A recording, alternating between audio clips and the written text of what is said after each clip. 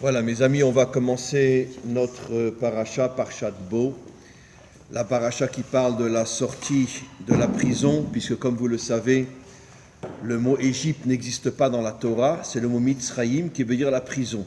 Metzarim, on est enfermé dans les limites de ce monde, et en Égypte, Israël n'était pas le seul d'ailleurs, il y avait quantité d'autres esclaves, étaient enfermés dans les Metzarim, dans les limites que l'Égypte avait imposées à tous les esclaves qui travaillaient pour l'Égypte à ce moment-là. On va commencer par une question importante. Il est marqué dans le verset que nous avons été 430 ans en Égypte. D'accord ? Je n'oserais pas dire que la Torah ment, mais c'est un véritable mensonge. On n'est pas resté 430 ans en Égypte. On est resté combien de temps en Égypte ? 210. Alors, tous les commentaires sautent comme un tsunami sur ce verset. Comment la Torah peut dire qu'on était pendant 430 ans en exil ? De toute façon, même si on compte les générations, on n'arrive pas à 430 ans. Puisque de toute façon, Lévi est descendu, et après il y a eu Lévi, Amram, Moshe, et ça ne peut pas faire 430 ans, c'est impossible. 3 générations, ce n'est pas 430 ans, puisque Moshe n'a vécu que jusqu'à 130 ans, 120 ans, etc. Et son père et son grand-père n'ont pas vécu beaucoup plus non plus. Donc on ne peut pas arriver à 430, c'est impossible. Donc tous les commentaires posent la question, mais c'est quoi 430 ans ? D'où ça sort ? Et nos maîtres nous disent que 430 ans, ça remonte à la vision que Abraham a eue, cette fameuse vision qui est dans la Parshat Lech Lecha, ou Vayira, je ne me rappelle plus, Lech Lecha, pardon, où il tombe dans un sommeil très très profond, et à ce moment-là, Hachem lui dévoile que sa descendance sera en exil, dans une terre qui n'est pas la leur, et depuis cette prophétie jusqu'à la sortie d'Égypte, il y a effectivement 430 ans, c'est nos maîtres qui le prouvent avec des calculs, etc. Il y a 430 ans. Et on se pose une question évidente. On sait, on a un principe fondamental qui est vérifié dans toute la Torah, que Hachem ne prévoit jamais une punition s'il n'y a pas eu une cause à cette punition, à cause du principe fondamental qu'on appelle le libre arbitre. Donc, même si Hachem, évidemment, voit et sait des choses qui dépassent notre entendement, c'est impossible, disent nos maîtres, que dans la Torah, Hachem prévienne Abraham que ses enfants seront en exil, alors qu'à cette époque-là, figurez-vous, vous savez quel âge il a ? 70 ans. C'est-à-dire qu'il est 5 ans avant que Hachem se dévoile à lui et lui dise d'aller en Eretz Israël. Puisque quel âge avait Abraham quand Hachem lui dévoile d'aller en Eretz Israël ? 75 ans. 75 ans. Qu'est-ce qu'il fait en Eretz Israël à cette époque-là ? Eh bien, nos maîtres expliquent qu'il allait souvent voir Shem. Shem qui était dans la ville de Shalem. Shem était l'un de ses maîtres. Lui vivait à Haran à cette époque-là. Mais de temps en temps, il allait passer quelques mois en Israël, il allait à Jérusalem, Shalem dans la Torah, il allait voir Shem et il apprenait auprès de Shem. Et il avait 70 ans, donc 5 ans avant qu'Hachem lui dise « Lech lecha el haaretz asher areka » va vers la terre que je t'indiquerai. À cette époque-là, il vivait à Haran, donc il vivait, je croyais pendant des décennies que c'était la Syrie, mais en vérité, mes amis turcs m'ont dit que non, c'est en Turquie. Haran est en Turquie, du côté turc, à la frontière avec la Syrie, mais du côté turc. Et il y a jusqu'à aujourd'hui une ville en Turquie qui s'appelle Haran. Je l'ai appris récemment lorsque un de mes élèves turcs est arrivé en Israël et il me l'a dit que non, Haran c'est une ville turque et pas une ville syrienne. Donc il était en Turquie. Non, mais c'est devenu, je crois, une ville turque. Et au départ, c'était en Syrie. Bon, peut-être que la Syrie mangeait une partie de la Turquie. En tout cas, aujourd'hui, Haran est une ville turque, quoi qu'il en soit. Mais c'est possible ce que vous dites. D'accord. Ah oui, c'est vrai que vous êtes né en Syrie, vous, donc... alors, vous parlez pour la Syrie, vous. Ah, on a des... kibbutz galouyot. On a des Syriens, on a des Corses, on a des Français, on a des Belges, on a... Hein, magnifique. Kibbutz galouyot. Des Italiens. Italiano. Et donc, Merci. oui. Oui, enfin, c'est quand même à cause des Italiens que ça fait 2000 ans qu'on est en exil. Hein. Bon, j'ai rien encore dit. Bon, quoi qu'il en soit, donc il avait 70 ans à cette époque-là, tout ça, bon, c'est prouvé par nos maîtres, etc. Et nos maîtres demandent, mais comment Hachem peut lui dire tes enfants seront en exil? Il n'est même pas encore arrivé en Eretz Israël, il n'a pas eu encore Yitzhak, il n'a pas eu Yaakov, il n'y a pas eu encore la dispute entre Yehuda et Yosef, et Hachem ne va pas se permettre de contredire le libre arbitre. Laisse les choses venir. Et nos maîtres répondent, surtout ceux qui s'occupent des secrets de la Torah, qu'en vérité, et je vais l'expliquer, la descente en Égypte n'a rien à voir avec ce qui va se passer plus tard, puisque Hachem ne se permettra pas d'aller contre le libre arbitre et de définir que les enfants d'Abraham vont fauter. Effectivement, la faute entre Yehuda et Yosef, il ne va pas se permettre de le dire, même s'il le sait. Et donc, pourquoi il y a la descente en Égypte? C'est la réparation de la faute de Adam et Ève. Je l'ai déjà expliqué, mais je vais rentrer plus dans les détails cette fois-ci. Et donc, Israël est descendu en Égypte pour pouvoir réparer. Ça va prendre des millénaires, puisque la réparation ne se terminera qu'au moment de la délivrance finale. Et comme je pense que je l'ai expliqué la semaine dernière, en vérité, les 4 autres exils sont inclus dans l'exil d'Égypte. Ça veut dire qu'en vérité, l'exil d'Égypte est la source des 4 autres, et Israël va traverser 5 exils. Pourquoi? Pour finalement réparer la faute de Adam et Chava. Et donc, Hachem, encore une fois, n'a pas contredit le libre arbitre. Non. Il dit tes descendants descendront en Égypte parce que je vous ai choisi, d'accord, pour réparer la faute de Adam et Chava, en passant par l'esclavage en Égypte, en passant par toutes les catastrophes de tous les exils, en passant par Auschwitz et Treblinka. Merci Hachem, vraiment, t'es super sympa. Et donc, tout ça pour finalement réparer la faute de Adam et Chava. Alors, on va essayer d'expliquer qu'est-ce que c'est cette faute-là.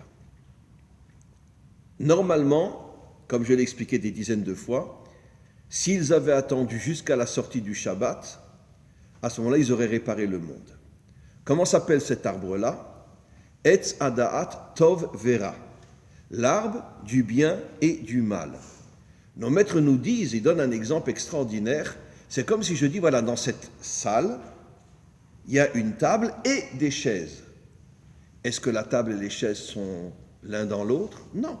Il y a des chaises et une table. D'accord? Il y a des livres et des fenêtres. Ça fait partie du même endroit, mais ils ne sont pas mélangés. Hachem avait créé dès le départ le mal et le bien, mais séparés. Et si Adam, je ne rentre pas dans les détails, si Adam était rentré dans Shabbat sans manger d'abord vendredi, selon les codes bibliques, sans manger de cet arbre, puisque finalement ils ont mangé de cet arbre-là le jour où ils ont été créés, Yom HaShishi, le vendredi, si Adam avait attendu, la force, la lumière qu'il aurait reçue du Shabbat lui aurait permis de séparer complètement le bien et le mal, de faire tomber le mal, et à ce moment-là, il n'aurait resté que le bien.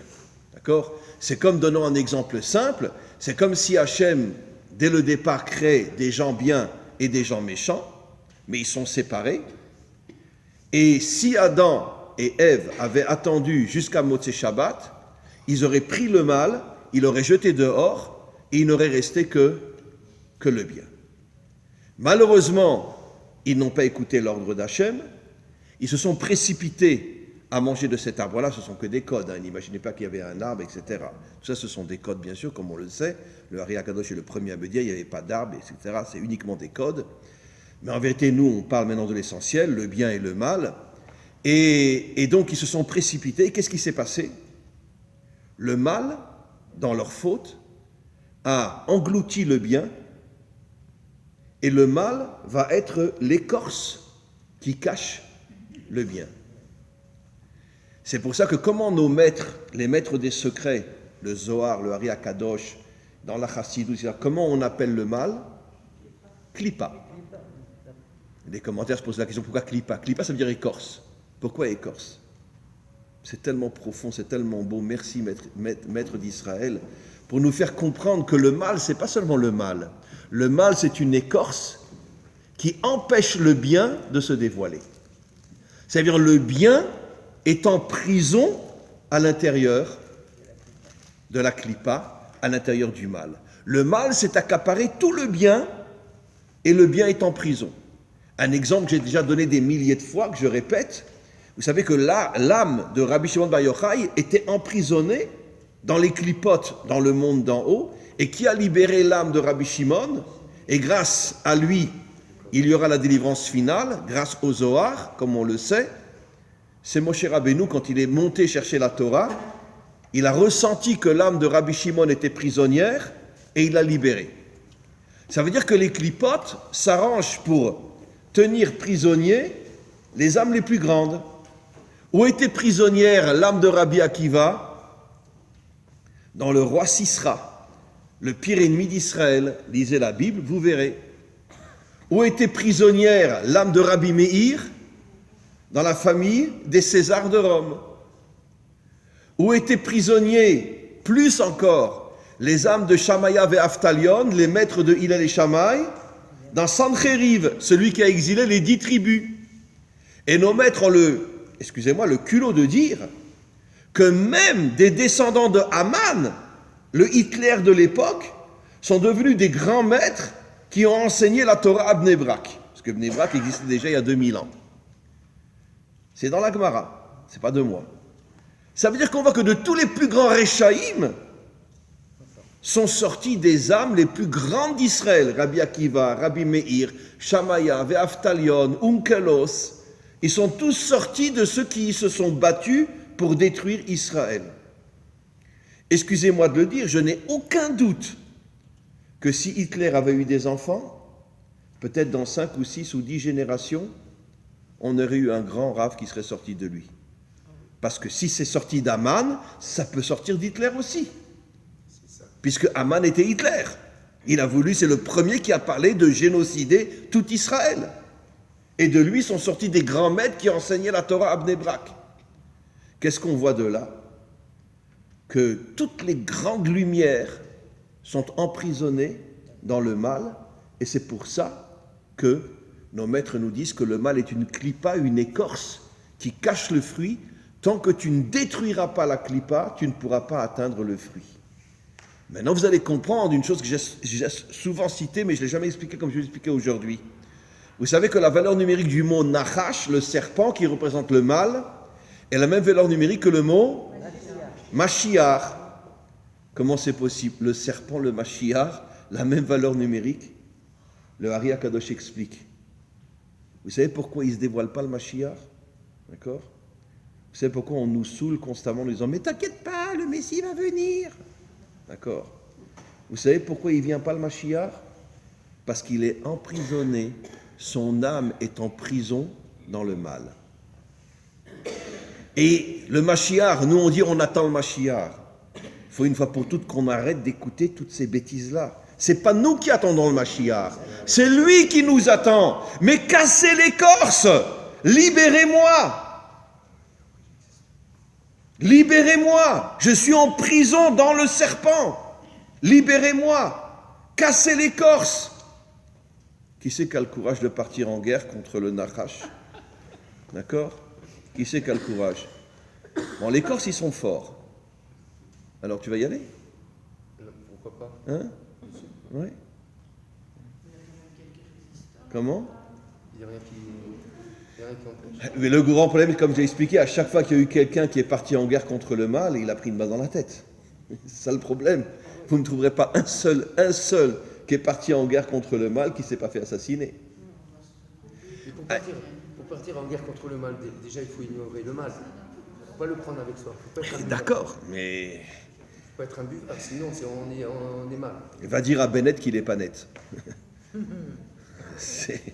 Tu risques de te retrouver en prison. va dire à Lieberman que c'est un sale russe, antisémite, anti-Torah et qui fait tout pour détruire le peuple juif. Va lui dire ça. Tu te retrouves en prison pendant 10 ans. C'est pas un juif, c'est un déguisé, c'est un agent du KGB qui se fait passer pour un juif. Mais c'est pas un juif, Lieberman.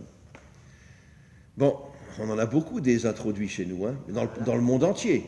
Mais Israël, c'est le pays le plus introduit du monde. Et depuis des siècles. Et nos maîtres nous disent que juste avant la délivrance finale, tous les dirigeants israéliens seront du Erev Rav. C'est dans le Zohar explicite. Comment? Ah ben aujourd'hui, oui. Ça, le gouvernement-là, il n'y a pas un seul juif là-dedans. Pas. Et c'est du Erev Rav. Mais bon, le Zohar nous l'a déjà prévenu il y a 2000 ans. Que juste avant la délivrance finale, tous les dirigeants en Israël seront du Erev Rav. En tous les cas, c'est le Mashiach qui nous attend. Parce qu'il faut qu'on arrive à casser l'écorce pour libérer l'âme du Mashiach. Pourquoi nos maîtres nous disent que la venue du Mashiach est comparée à un accouchement? Je l'ai déjà dit 1000 fois. Parce que pour pouvoir accoucher, il faut un ventre. Et qui c'est le ventre? Mais c'est pour ça que nos maîtres nous disent que par le mérite des femmes, la délivrance viendra. Parce qu'apparemment, les femmes vont un jour se réveiller plus encore que les hommes et partir en guerre contre le mal. Et elles deviendront le ventre du Mashiach. Absolument. Mais c'est tout à l'heure ce qu'elle nous a annoncé Nicole. D'accord? Oui, c'est une femme. Voilà. Alors maintenant, vous allez comprendre encore quelque chose d'extraordinaire. Pourquoi j'ai expliqué la valeur numérique de Mashiach, c'est la valeur numérique du serpent, pour nous faire comprendre, dit le Ari Akadosh, que l'âme du Mashiach est emprisonnée dans le mal. Voilà. C'est pour ça que, je m'excuse de le dire, mais il faut qu'on arrête une fois pour toutes de dire que tel ou tel rabbi, tel ou tel tzaddik, c'est le Mashiach. C'est impossible, parce que ces gens-là ne sont pas emprisonnés. Ce sont des gens extraordinaires, mais ils ne peuvent pas être le Mashiach. Puisque le Ari Akadosh nous révèle il y a déjà plus de 600 ans que l'âme du Mashiach est en prison dans le serpent. Et que si nous, on ne vient pas, comme une orange, enlever l'écorce, on ne pourra pas libérer l'âme. Et maintenant, tenez-vous bien, je vais vous dire quelque chose encore de plus fort.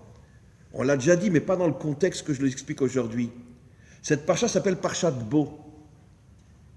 Qu'est-ce que veut dire Bo? Viens. Hachem dit à Moshe, viens, je suis chez Pharaon. Il lui dit pas l'air. Normalement, dans le langage courant, on aurait dû dire l'air el paro, va chez Pharaon. Pourquoi il dit viens? Il veut lui faire comprendre la chose suivante. Moi aussi, je suis en prison chez Pharaon. Et si tu ne me libères pas, impossible que je sorte et que je puisse vous sortir d'Égypte. Je ne parle pas de Dieu dans son essence, mais je parle de toutes les forces de la délivrance qui étaient emprisonnées à l'intérieur de Pharaon. Et Beau, c'est Av. Viens rejoindre ton père. Comment? Beau, c'est Av. À l'envers, c'est Av. Viens rejoindre ton père, Hachem. C'est? Viens rejoindre ton père, Hachem. Viens rejoindre ton père, absolument. Je suis en prison chez Pharaon. Mais c'est incroyable. C'est pas de moi, c'est bien sûr, c'est le Ari Akadosh qui révèle ça. Que Hachem lui dit, d'accord, viens me libérer. Je ne peux pas vous libérer, je peux pas, bon, j'ai cogné l'Égypte, d'accord, mais vous ne sortirez pas tant que tu ne m'auras pas libéré. C'est-à-dire que toutes les forces de la délivrance sont emprisonnées dans le mal. Viens me libérer. Viens me libérer.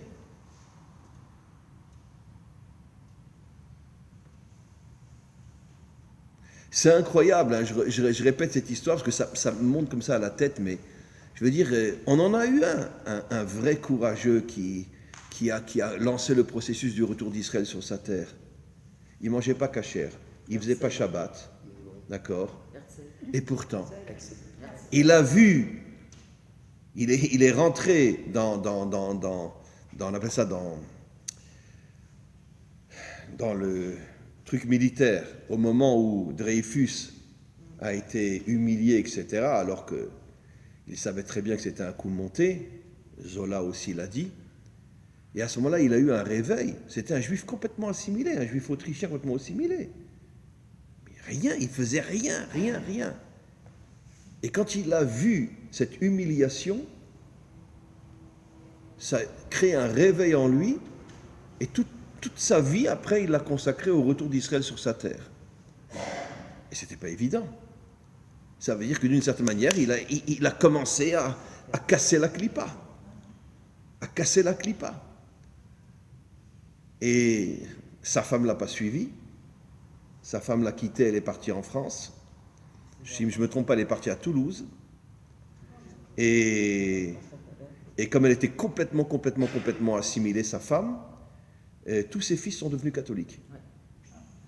À Herzl. Il avait 2 ou 3 fils, ils sont devenus tous catholiques. Sa femme s'est complètement assimilée, elle est rentrée dans la religion catholique, etc. Non mais vous imaginez ce qu'il a traversé, cet homme-là? Et pourtant, c'est quand même grâce à lui qu'on est revenu sur notre terre. Ça veut dire qu'en vérité, c'est pas une question t'es religieux, t'es pas religieux, etc. Est-ce que tu es un homme qui est prêt à te battre contre le mal, oui ou non? Même les fils de Moshe, les descendants des fils de Moshe n'ont pas de. Mais je vous signale, cher ami, merci beaucoup, d'accord?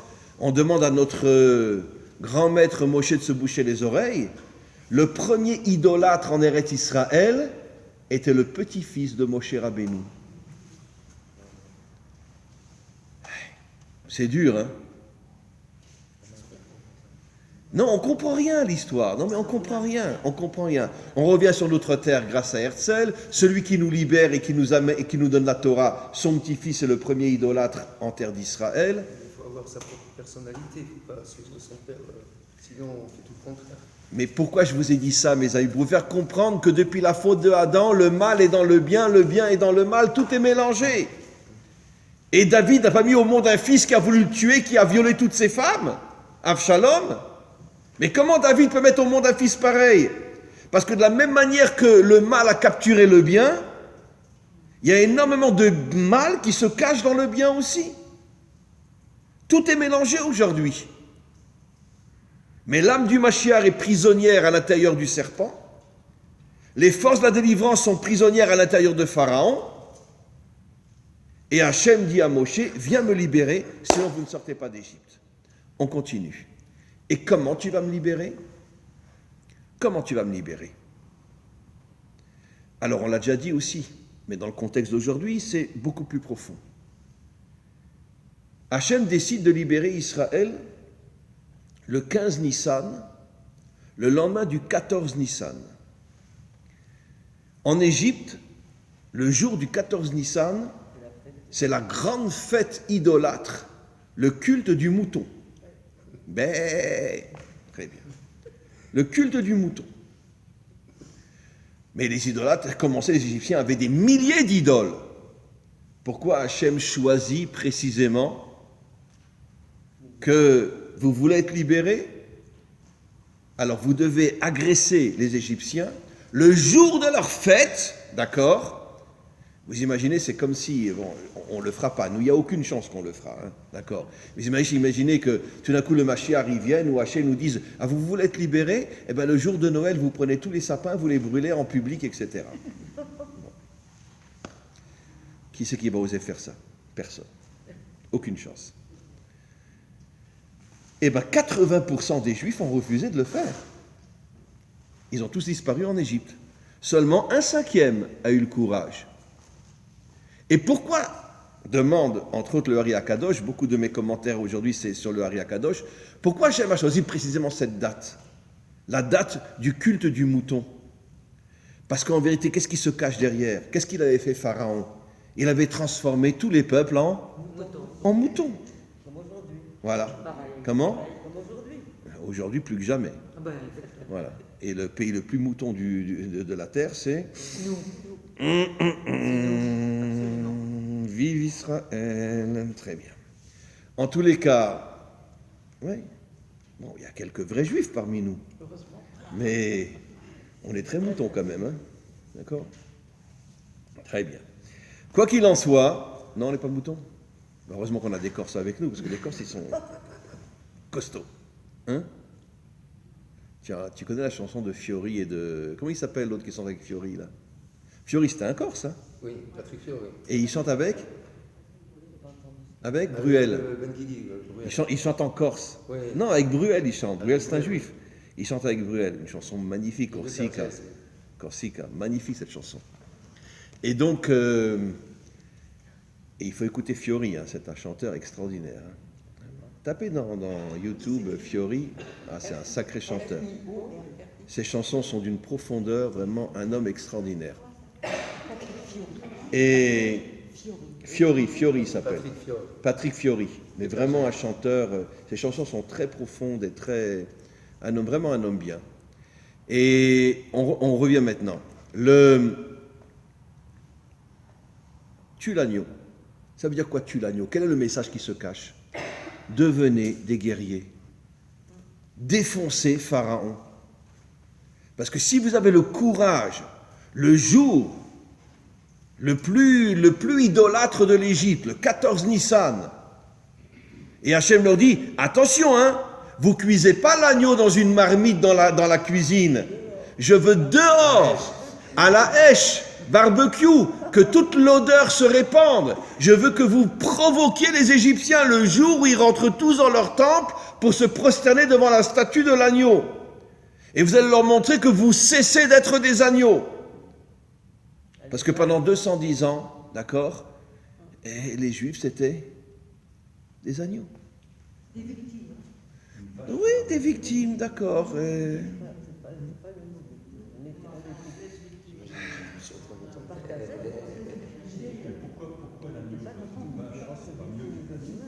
Oui, mais le mouton, on dit en français aussi, t'es comme un mouton, t'es comme un agneau, c'est un proverbe français, tu suis le berger, quoi.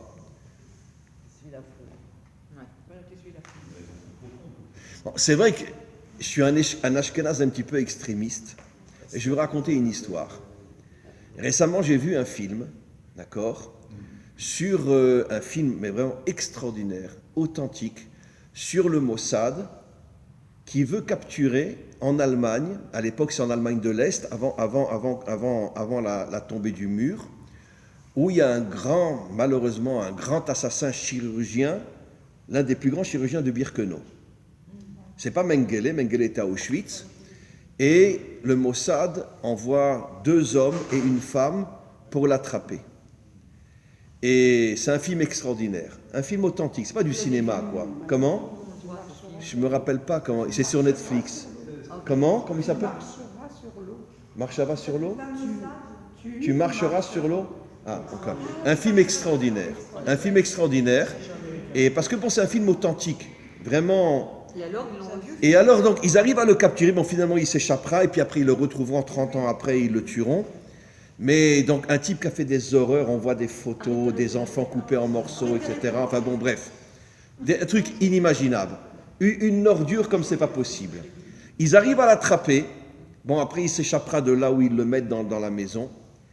Et puis, il y a un moment où ce nazi-là, il dit quelque chose qui m'a beaucoup bouleversé. Parce que c'est malheureusement un peu vrai. Il dit à un des gens du Mossad qui l'a attrapé, il lui dit la chose suivante, il lui dit, vous savez, vous les Juifs, hein, d'accord ? Vous n'êtes pas des tueurs, vous êtes que des gens qui sont prêts à mourir. Il lui dit comme ça. Et l'autre, il se met en colère, il le cogne. Mais il lui dit, finalement, il vit ses propres expériences. Il a vu des milliers et des milliers, des centaines de milliers de Juifs arriver à Birkenau, se diriger vers les chambres à gaz, et il n'y en a pas un qui se révolte. Et il lui dit à ce moment-là, et moi je dis qu'il a malheureusement en partie raison. Il dit, vous les Juifs, vous n'êtes pas des tueurs. Vous êtes des gens qui sont prêts à mourir. Je suis d'accord. Quand vous êtes entouré de soldats hyper armés, qu'est-ce que vous pouvez faire? Des actes de résistance. Il y en a eu. Mon père a résisté dans un camp de concentration. Et il m'a raconté des choses sur des actes de résistance dans un contexte. Il y a eu des révoltes, c'est vrai, mais très peu. Non, juste pour ça, parce que là, il y avait une sidération, vous comprenez, une sidération. Mais il y a une fédération en Israël aujourd'hui. On nous tue aujourd'hui. Tous les jours, on veut nous tuer. Et excusez-moi, vous comprenez qu'il y a quelques semaines, un Palestinien Exactement. donne 5 coups de couteau dans un juif, vienne le Magav et il l'achève, et ils comparaissent devant un tribunal. Moi, je suis d'accord, entièrement d'accord avec vous. Alors écoutez, on vit dans un monde de quoi? Je suis d'accord. Et et il y a quelque chose qui s'est cassé dans l'essence d'Israël. Je suis entièrement d'accord. On n'a plus rien à voir avec l'époque du roi David. Non, je suis d'accord. On n'a plus rien à voir. Bon, moi, je mets ça sous le coup de 3000 ans d'exil sur 4000 ans d'histoire. Oui. On a tellement souffert que ça a abîmé notre ADN. Voilà. Mais vous comprenez, je ne comprends pas. Un type, il donne 5 coups de couteau à un juif, viennent les soldats et ils l'achèvent, et ils comparaissent devant un tribunal. Pourquoi vous avez fait ça? Bon, on leur a rien fait. Mais pour les humilier, ils passent devant un tribunal militaire. Bon, on sait tous que le tribunal militaire, aujourd'hui en Israël, c'est tous des gauchistes. Oui. On le sait. C'est tous des gauchos. On le sait malheureusement. Mais malgré tout, comment tu oses? Il n'y a pas de révolte dans le... Comment? Excusez-moi, il n'y a pas de Et- révolte C'est dans peut-être pour ça qu'on rappelle que c'est Hachem qui nous a sortis d'Égypte. Peut-être qu'on nous le rappelle tout le temps parce qu'on n'est pas sortis d'Égypte. C'est quelque Oui, part- mais On ne sait pas qui. en tout cas, les choses sont pas simples. Exactement, exactement. Venez, continuons. Tout ce que vous dites, Qu'est-ce qu'on voit? On voit que Hachem a dit à Moshe, si ne serait-ce qu'une partie de ton peuple a le courage de se mettre en danger et de casser l'écorce qui est l'agneau, puisque finalement tous les peuples avaient été transformés en moutons par Pharaon, et que vous arrivez à casser cette écorce, je me libère et je vous sors d'Égypte. Enfin, vous me libérez, pardon. Vous me libérez et vous me sortez d'Égypte. Et je vous sors d'Égypte. On voit donc quelque chose d'absolument incroyable, que finalement même Dieu, d'une certaine manière, est prisonnier à l'intérieur de la clipa, et que si nous n'agissons pas pour casser cette clipa et le libérer, eh bien on continuera à être endormi par tous les prêcheurs, le Messie viendra, vous inquiétez pas, le Messie viendra. Non, c'est pas nous qui l'attendons, c'est lui qui nous attend depuis des millénaires. Vous voulez que je vous le prouve? Vous voulez que je vous le prouve? Tenez-vous bien, mettez vos ceintures, d'accord? Vous savez ce que nos maîtres nous expliquent depuis des siècles et des siècles et des siècles? Vous savez quand est né pour la première fois le Mashiach, le vrai Mashiach? Ça veut dire son âme, etc. Et il est dans chaque génération, mais il ne se dévoile pas, parce qu'Israël ne fait rien pour se battre contre le mal. Et il est dans chaque génération, il vit 50 ans, 60 ans, 80 ans, 100 ans, il meurt, et il renaît tout de suite dans un nouveau descendant du roi David. Vous savez à quel moment il est né? On l'a expliqué. Au moment où Titus rentre dans le Kodesh HaKodashim, dans le Saint des Saints, avec une prostituée, il prend la Torah, il l'ouvre, il met la prostituée dessus, il la viole. À ce moment-là, dans le Galila Elion, c'est Tzvat en vérité, d'accord? On entend une femme qui accouche, elle accouche du Mashiach. Entre autres, c'est le Bartonora, un des plus grands maîtres de la Mishnah, qui dit ça. Il est né il y a 2000 ans.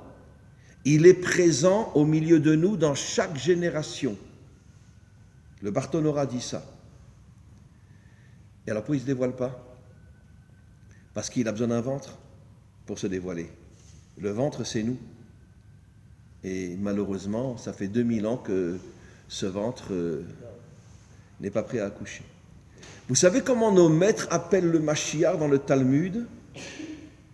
Bar Naflé, qui veut dire, comment, un enfant qui tombe avant la naissance, comment on appelle ça en français?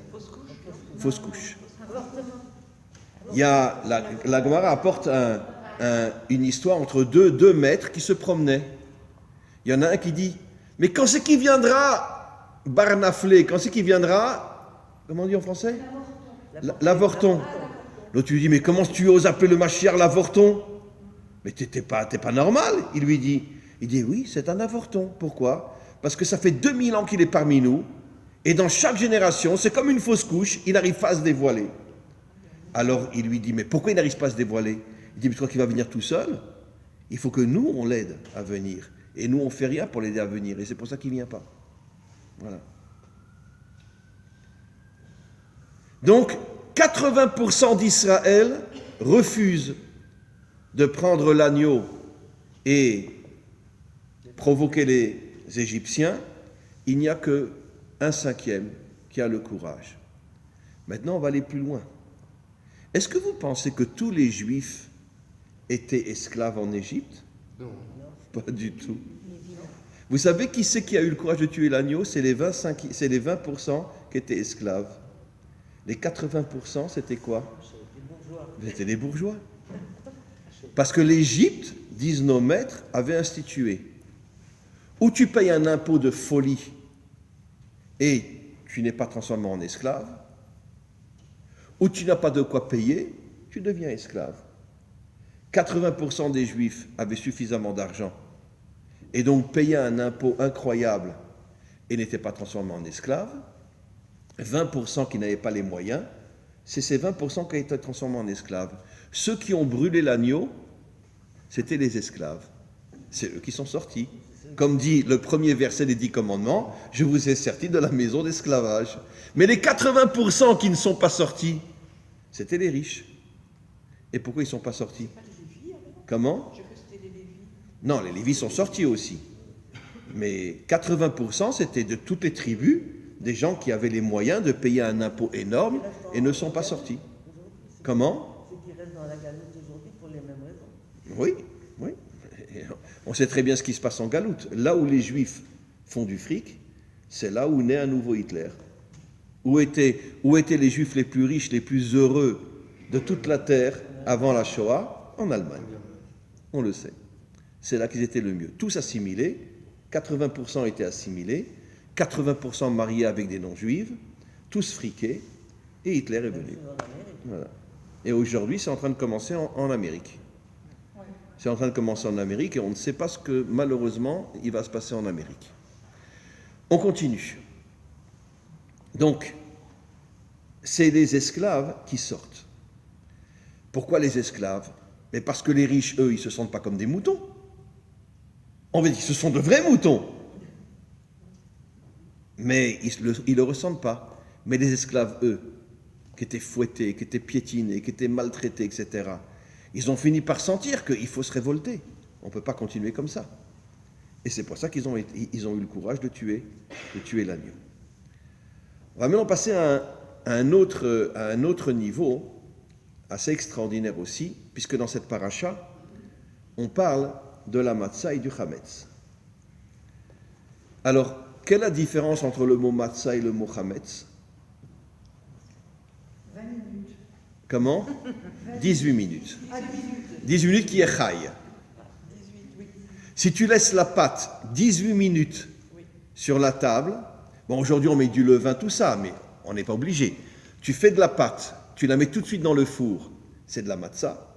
Tu la laisses sur la table 18 minutes, c'est du chametz. Tu ne peux plus le manger. D'accord? Mais, plus encore, le mot matzah et le mot chametz, c'est les mêmes lettres. Dans le mot chametz, il y a le même et le tzadik. Dans le mot matzah, il y a le même et le tzadik. La seule différence, c'est que dans le chametz, il y a un chet, et dans la matzah, il y a un et. Ce sont deux lettres qui se ressemblent énormément.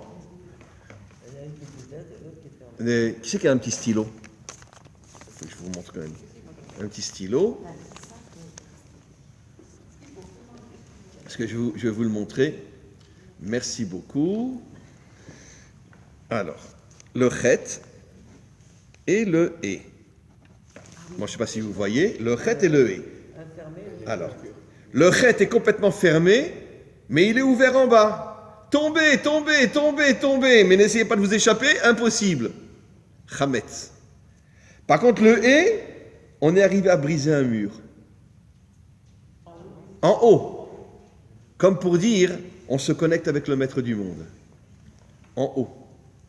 C'est la même lettre, sauf que là, il y a une brisure. Alors, ceux qui sont restés dans le chametz, c'est les 80%, qui ne se rendaient pas compte que c'était de simples moutons. Et les esclaves, eux, ils sont arrivés, quand ils ont tué l'agneau, à faire une brèche dans le chet, à se connecter au maître du monde, et ils sont sortis. Voilà. Maintenant, prenons les deux lettres qui sont les mêmes dans Chametz et Matzah. Tzadik même, quelle est la valeur numérique du Tzadik même? 130. Combien de temps on est resté en Égypte avant la naissance de Moshe? 130 ans. C'est extraordinaire.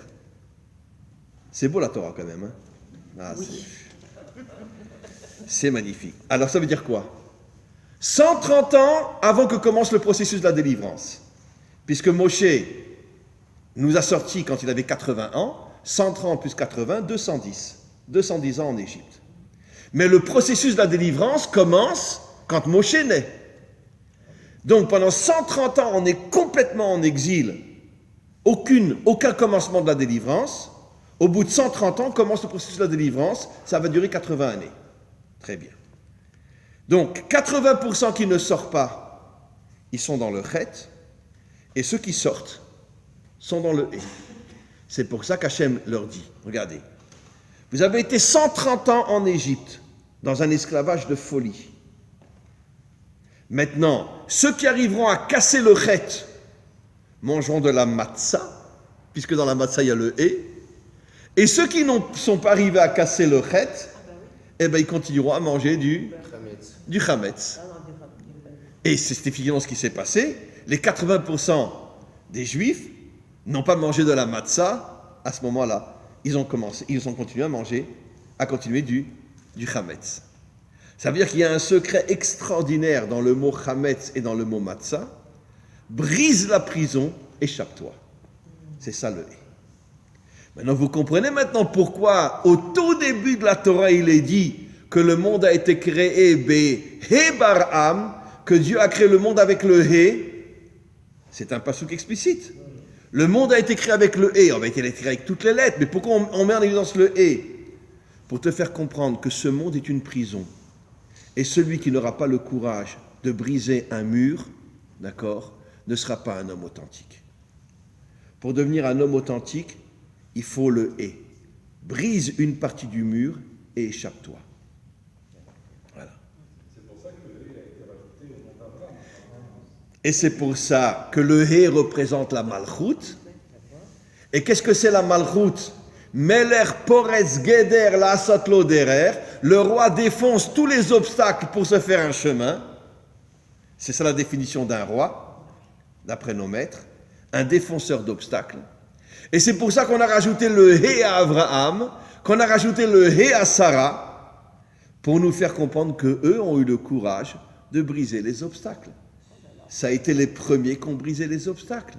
Dites-moi, quand toute l'armée, c'est une allusion à la guerre de Gog et Magog, quand toute l'armée, les 4 rois sont venus pour envahir tout le Proche-Orient, Amrapel, etc., ils étaient des centaines de milliers. Avram est sorti en guerre contre eux pour libérer Lot avec combien de soldats? Comment? 318. 318 soldats contre des centaines de milliers. Il a eu un S. Ils ont jeté des pierres et les pierres se transformaient en flèches. Bon, on n'y était pas, on ne sait pas ce qui s'est passé, mais en tout cas, c'est ce que nos maîtres nous disent. Ils jetaient des pierres et une pierre se transformait en 100 flèches. Et elle tombait sur les soldats. Et c'est comme ça qu'ils sont arrivés à... Bon, est-ce que ça apprendra la lettre, pas la lettre, j'en sais rien. Mais quoi qu'il en soit, il y a eu un miracle. Comment? Pareil quand l'État d'Israël s'est créé. Comment? Pareil quand l'État d'Israël s'est créé. Quand l'État d'Israël a été créé, d'accord, alors figurez-vous, d'accord, je m'excuse de le dire, mon père a fait la guerre d'indépendance en Israël, mon père est arrivé en Israël en 1946, d'accord. Mon père m'a raconté qu'ils avaient un fusil pour 20 soldats. Un fusil pour 20 soldats.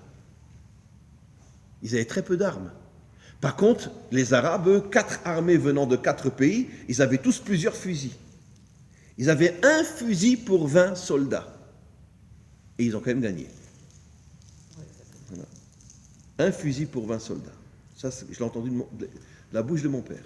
Mon oncle a sauvé la Pologne parce que les Arabes arrivaient, et il a fait creuser, il était ingénieur, il a fait creuser un fossé, il a mis des fusils tous les 20-25 mètres, et ils couraient tous, il y avait des copains. Pour prendre les fusils. Et alors, les Arabes- Et il y avait très très peu d'armes à ce moment-là. Très très peu d'armes.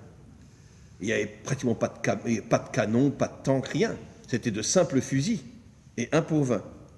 Enfin, pas forcément partout dans l'armée, mais en tout cas, là où mon père s'est battu, c'était dans le sud. il y avait un fusil pour 20 soldats. Donc, c'est incroyable. Donc c'est exactement, si c'est pas prendre à la lettre, ce que nos maîtres nous disent. Ils étaient 318, ils jetaient des pierres, elles se transformaient en flèches. Je ne pense pas qu'il faut le prendre à la lettre, mais c'est pour faire comprendre qu'ils ont eu une bravoure inimaginable qui a fait que 318 soldats sont arrivés à vaincre une armée de dizaines de milliers de soldats. Et comme ça qu'ils ont pu libérer Lot. Alors, donc on a compris qu'en vérité, quand on mange la matzah, quel est le message qu'on doit comprendre?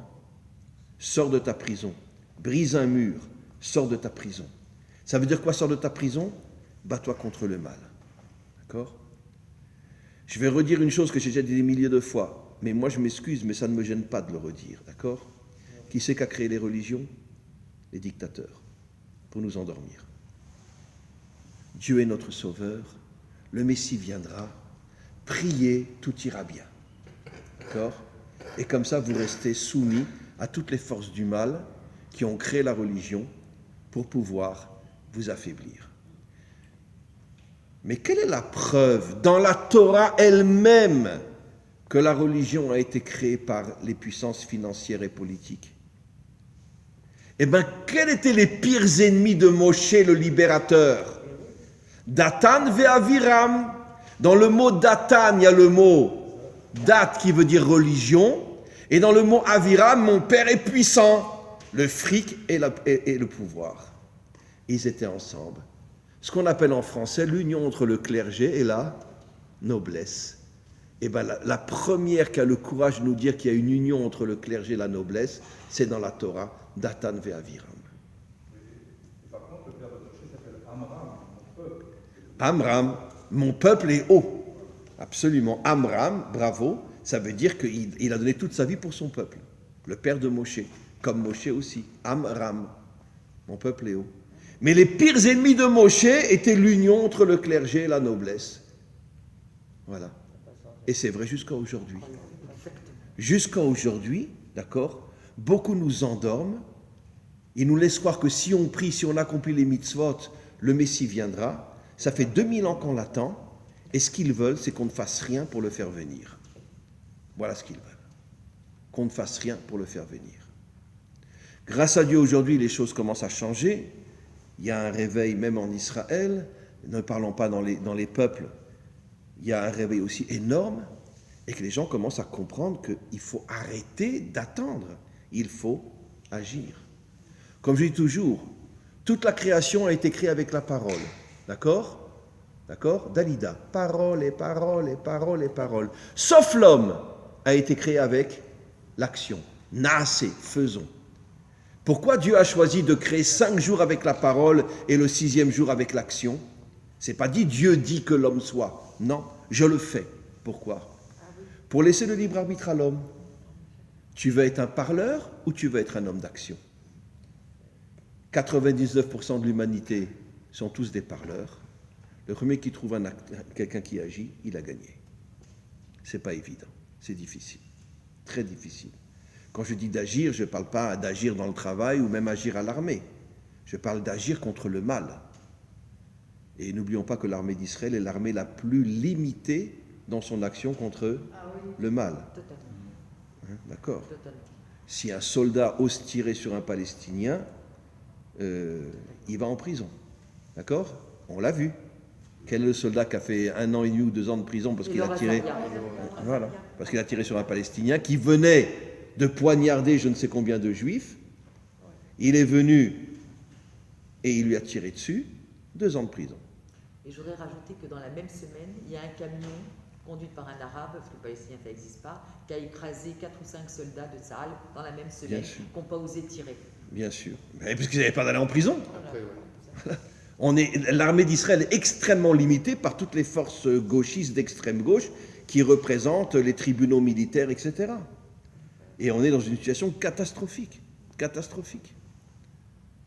Non, que le Zohar ne s'est pas trompé lorsqu'il disait il y a 2000 ans qu'on sera dirigé par le Erev Rav. Il ne s'est pas trompé. Je continue et on termine. Il reste 5 minutes. Quelle est finalement la différence entre la matzah et le chametz? Le chametz, il est gonflé, parce qu'on le laisse sur la table et il gonfle. Il y a de l'air qui rentre dedans, du vent, d'accord? Du vent. D'accord. Comme on dit en français, c'est du vent. C'est du vent, on dit en français. Comme je dis toujours, il n'y a pas une langue qui soutient la Torah autant que la langue française. Il y a des expressions en français, mais on se demande, mais d'où elles sortent, c'est vraiment la Torah. Donc c'est du vent. C'est du vent. Donc finalement, dans les deux cas, ce qu'on mange, c'est de la farine et de l'eau. À la différence que dans le chametz, ça gonfle. C'est du vent. Tandis que la matzah, c'est plat. D'accord ? Voilà. Il y a un autre problème que je vais expliquer. Toute l'année, on n'avait pas le droit de faire entrer du chametz dans le temple.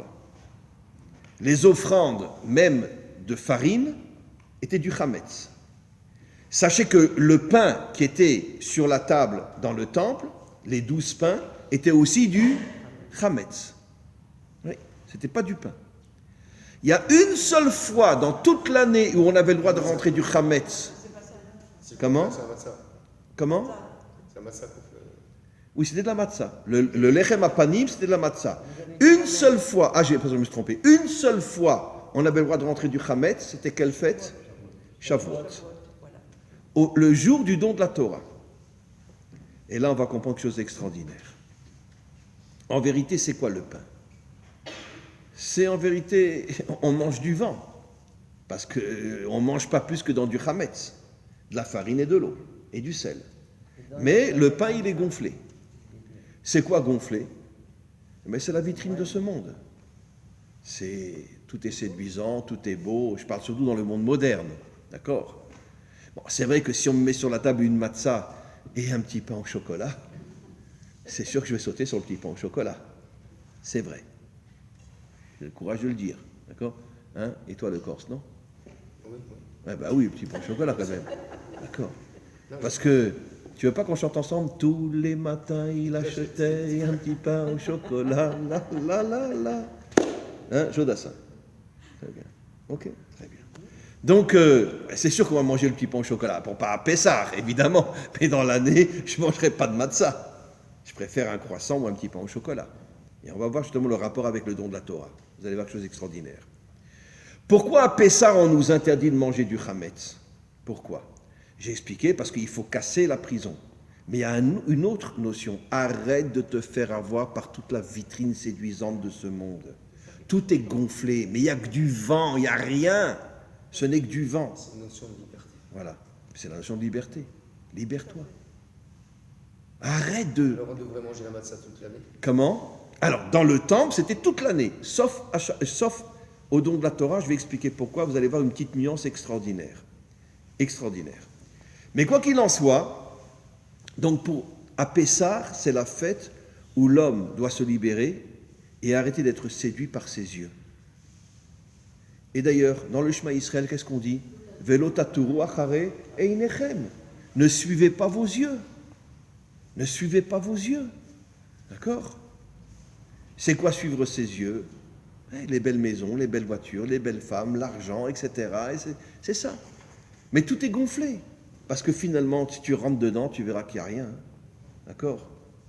Bill Gates, l'homme le plus riche de la Terre, toute sa vie, il a trompé sa femme et finalement, il a fini par divorcer. D'accord ? Alors, il a le fric, d'accord ? Mais si tu rentres dans sa vie privée, d'accord ? Comment il ose divorcer de sa femme et on sait très bien qu'il était un grand copain de Weinstein et qu'il allait sur son île avec... comment ? Epstein. C'était un grand copain d'Epstein et de temps en temps, il allait sur son île et il trompait sa femme là-bas. D'accord ? Ah, le Bill Gates, le chef de l'OMS. D'accord ? Une crapule.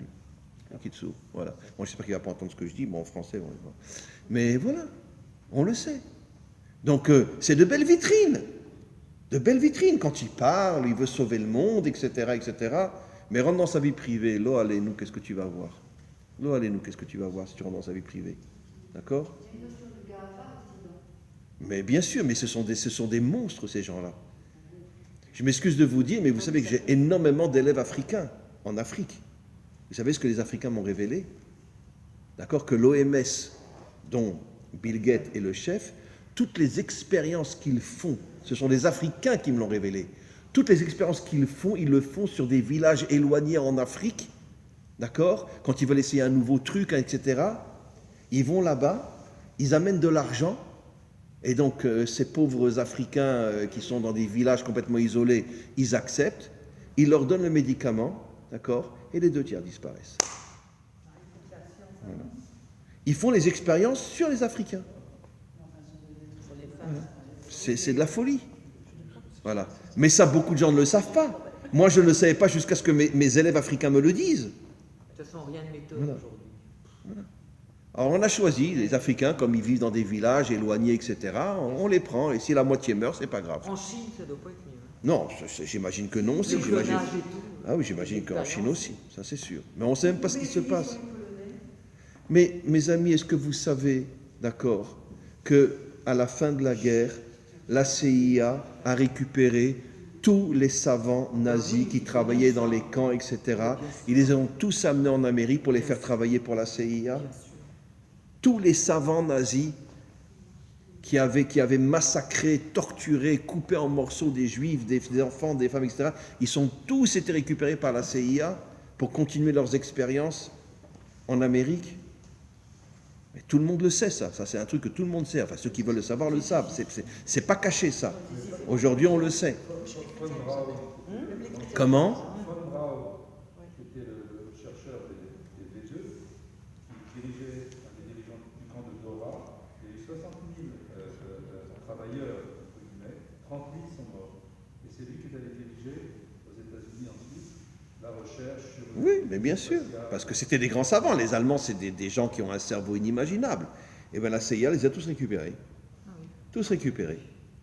C'est de la folie. Sauf Mengele. Non, Mengele, lui, je ne me rappelle plus comment. Oui, Mengele est mort, oui. Il est mort en Argentine.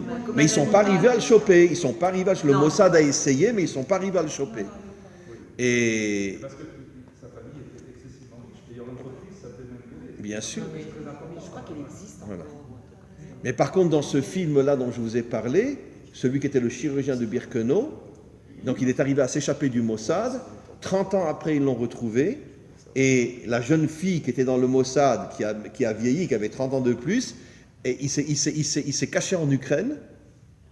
Et le Mossad a su qu'il était en Ukraine. Donc elle, qui avait peut-être 25 ans à cette époque-là, elle en avait maintenant presque 60, elle est partie. Elle est arrivée à le tuer, mais malheureusement, il est arrivé lui aussi à la descendre. Ah bon? Ouais. Hein, dans le film, elle est tuée par lui aussi. Et comment il a pu s'échapper de Comment? la prison? Comment il a pu s'échapper? Je comprends pas. Parce que les deux gens du Mossad sont partis faire un tour, ils ont laissé la femme toute seule, et lui est arrivé à se détacher, et il a buté la femme. C'est une histoire vraie, une histoire authentique. Hein. C'est pas un film inventé, c'est une histoire authentique, avec tous les faits tels qu'ils s'étaient passés. Mais finalement, cette femme-là, après 30 ans après, elle est partie en Ukraine, elle est arrivée à le tuer, mais elle s'est fait descendre elle aussi. C'est-à-dire, il l'a poignardé. Il avait caché un couteau avec lui, et bien qu'il était très vieux, et quand elle s'est approchée de lui pour le piquer avec une piqûre empoisonnée, il est arrivé à lui planter plusieurs fois un couteau, donc finalement les deux sont morts. Et quoi qu'il en soit, donc maintenant je termine. Pourquoi au jour du don de la Torah, on fait oui rentrer du Hametz, puisque le Hametz est une vitrine? Je vais rapporter un autre texte qui dit, nos maîtres osent dire, c'est absolument incroyable, que quelqu'un qui n'arrête pas de jeûner dans sa vie est un fauteur. Il faute. Et les commentaires disent, pas tous, mais certains commentaires disent, pourquoi? Parce que Hachem n'a pas créé un monde de plaisir pour que tu t'en prives. Tu as le droit d'avoir des plaisirs dans ce monde. Donc si tu passes ton temps à jeûner, finalement, d'une certaine manière, tu vas contre Hachem. C'est dur à comprendre, ça, hein? Mais les commentaires expliquent. Et ça, c'est la nuance fabuleuse qui termine ce cours. Tu as le droit de profiter de la vie, mais tu n'as pas le droit de vivre pour le profit. Voilà la différence.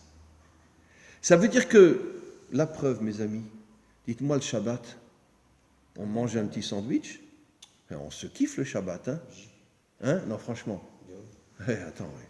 On a des salades, on a le plat, on a le dessert, on a du vin, d'accord? Moi, c'est le pastis de Marseille, je vous dis, le pastis de Marseille. Voilà. J'ai tous les Shabbats sur ma table, le pastis de Marseille. Ah, moi, je suis fou du pastis de Marseille. Mais on a du bon vin, on a le pastis de Marseille, on kiffe. Est-ce qu'on ne comprend pas? Et c'est marqué dans la Torah. La Torah nous demande de kiffer le Shabbat. Mais ce qu'Hachem veut, c'est que l'essentiel de ta vie, c'est la recherche de la vérité.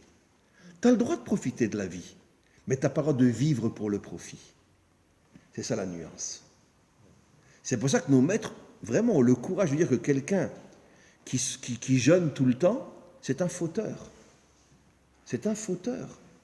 Pourquoi? Parce que Hachem n'a pas créé un monde pour que tu t'éloignes de ce monde. S'il y a des choses bonnes dans ce monde, profite-en. Il y a un petit pain au chocolat, mange un petit pain au chocolat. Mais ne consacre pas ta vie à l'argent, aux femmes et à la nourriture. Voilà. Consacre ta vie à la recherche de la vérité. Maintenant, on te propose un petit pain au chocolat, mange-le, pourquoi pas? Mais ce n'est pas le but de ta vie. Et c'est pour ça que le jour du don de la Torah, on fait rentrer du Khamez dans le temple pour nous dire que celui qui a accroché de toutes ses forces à la Torah, ça ne lui est pas interdit de profiter de la vie. Pourquoi? Parce que s'il est vraiment, sincèrement, honnêtement connecté à la Torah, il ne fera pas du plaisir le but de sa vie. Il fera du plaisir une force qui le renforce. Parce que c'est vrai que si tu jeûnes tout le temps ou si tu manges que des choses qui sont mauvaises, tu vas t'affaiblir. Donc, d'une certaine manière, le plaisir te renforce. Mais, comme je suis connecté à la Torah, il n'y a pas de chance que je vais détourner mon intention et que je vais vivre uniquement pour le plaisir. Je vis pour la vérité. Et la vérité, c'est la Torah. Voilà, c'était un bon cours, grâce à Dieu. Merci beaucoup. C'est qui le monsieur qui avait fait un cours sur l'alimentation? Bokhara? Oui, Aliou Bokhara. Il avait tous, monsieur. C'est un Israélien, français, mais depuis juste avant le corona, il est parti en France et il va revenir bientôt.